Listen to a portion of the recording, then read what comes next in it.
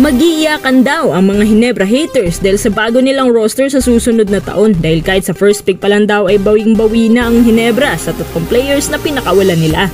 Nagsalita na rin ang direktor ng SMC na hindi pa nga raw sila nakakapili, ang dami na nagre-react. Mukhang marami din daw ang hindi matanggap ang pagkapanalo nila sa trade deal ni Maverick Ahanmisi. Sino-sino nga ba yung sinasabi nilang kabilang sa winning roster ng Ginebra na makukumpleto next season? Yung isa nasa Japan B-League pa, yung isa nasa PBA Draft, yung isa naman nasa MPBL. Tara, wag na natin patagalin. Pinaliwanag na isang PBA insider na siyang tinanong ng Spin kung bakit naaprobahan ang trade deal ni Ahanmisi tapos kay Liponzo ay hindi. Ayon sa isang PBA insider na hindi naman daw pwede aprobahan yun kasi si Dave ay naka-under contract pa sa Abra. Once na matapos ang kontrata ni Dave sa MPBL, pwede na nila itong aprobahan. So ibig sabihin dapat i-buyout muna ng Converge ang kontrata niya doon. At kapag magba-buyout ka, dapat mag-e-expect ka talaga na lalakihan mo kasi ang kontrata ni Dave ay good for 3 years na dyan. At plano din ng Abra na i-extend pa to ng maraming taon. Tinuturing na nga nila si Dave bilang face of the MPBL. Hindi lang yan, baka mahihirapan din makipag-negotiate and converge sa Abra. Nang dahil kasi kay Dave, nakapagtala ng 28 win streak ang team na to, kaya imposibleng pakawalan nila tong si Dave sa ngayon. Habang ang Ginebra trade deal naman, naaprobahan nila agad dahil una, wala pa naman daw kasiguraduhan kung magiging first picker ang Terra Firma next year. Pero at least, sigurado naman ang Ginebra na nasa top 5 picks ang mapipili nila. Pangalawa, hindi pa din sigurado kung deep ang PBA draft next year, kaya ayon kay Alfrancis Chua, marami na nagre-react, hindi pa nga raw sila nakakapili. Pero may 3 players daw sila na bala kunin at baka makukumpleto na rin daw to sa mga susunod na taon. Una, ang posibleng pagkuha nila ng rights kay Ray Parks Jr. na kasalukuyang nasa B-League pa ngayon at si Parks din ang inaasahan ni Coach Tim Cone na dapat makakuha talaga habang nakikiagaw rin naman ang Converge sa bagay na to. Pero sa pagkakalam ko, kapag gusto makuha na Ginebra, makukuha talaga nila.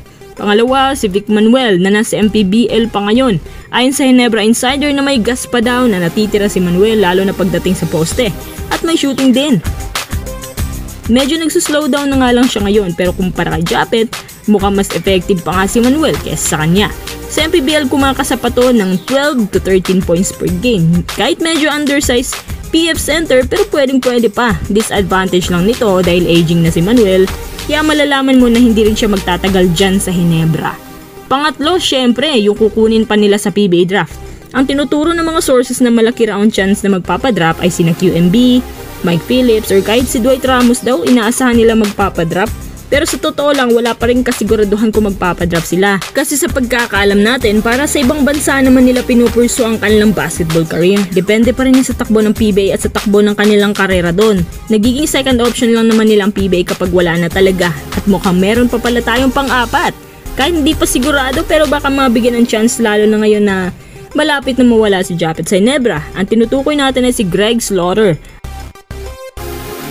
Ayon kay Greg, sa kanyang interview, siya raw ay lubos na humihingi ng tawad kay Alfrancis Chua at utang daw niya sa SMC Director ang kanyang basketball career sa Ginebra.